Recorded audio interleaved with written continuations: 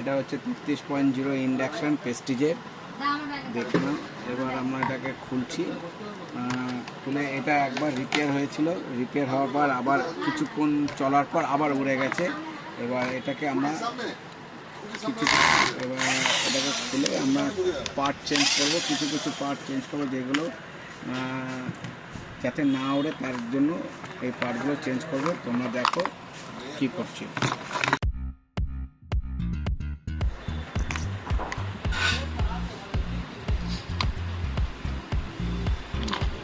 আইজিবিটা short ছিল, আইজিবিটা change করলাম।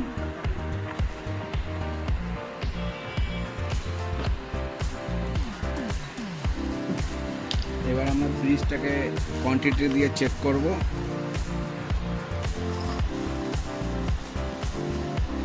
Quantity দিয়ে চেক করে দেখছি ব্রিজটা ওকে আছে।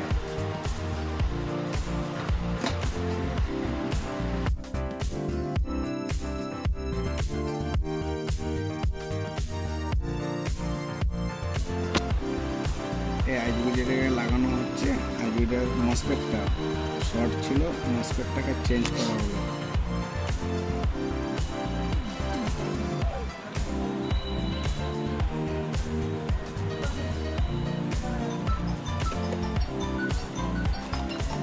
এখানে একটা 10K রেজিস্ট্যান্ট লাগাতে হবে,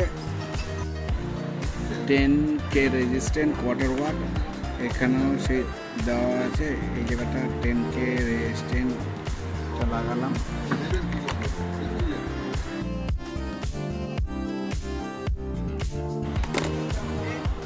ফিল্টার কয়েলটা ছোট আছে, ফিল্টার কয়েলটাকে চেঞ্জ করতে হবে।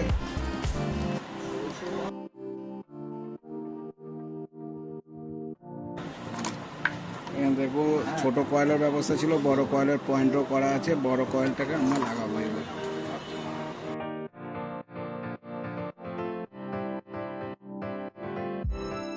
ক্যাপাসিটরটাকে চেঞ্জ করবো। 0.3 ক্যাপাসিটর।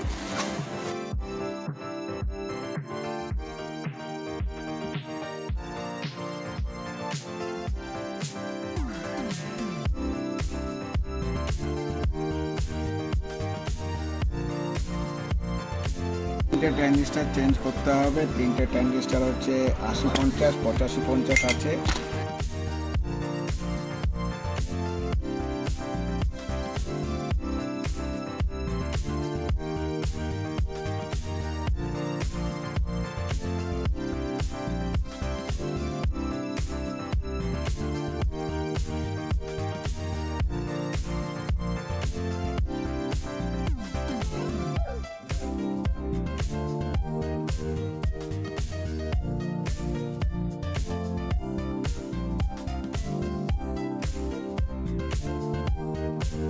ফিউজটাকে আমরা চেক করে দেখবো ফিউজটা ঠিক আছে কিনা। ফিউজটা ঠিক আছে, দেখা যাচ্ছে মিটারের মধ্যে শো করতে অনেক ঠিক আছে।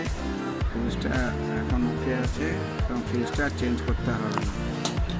33.0 ইন্ডাকশানে যখনই এই এরকম একবার রিপেয়ার করার পর সেকেন্ডবার যদি উড়ে যায়, এই যে যা এই এতগুলো এই মোটামুটি যে পার্টগুলো চেঞ্জ করেছি, এই পার্টগুলো চেঞ্জ করলে আশা করি 90% আপনার সলভ হয়ে যাবে।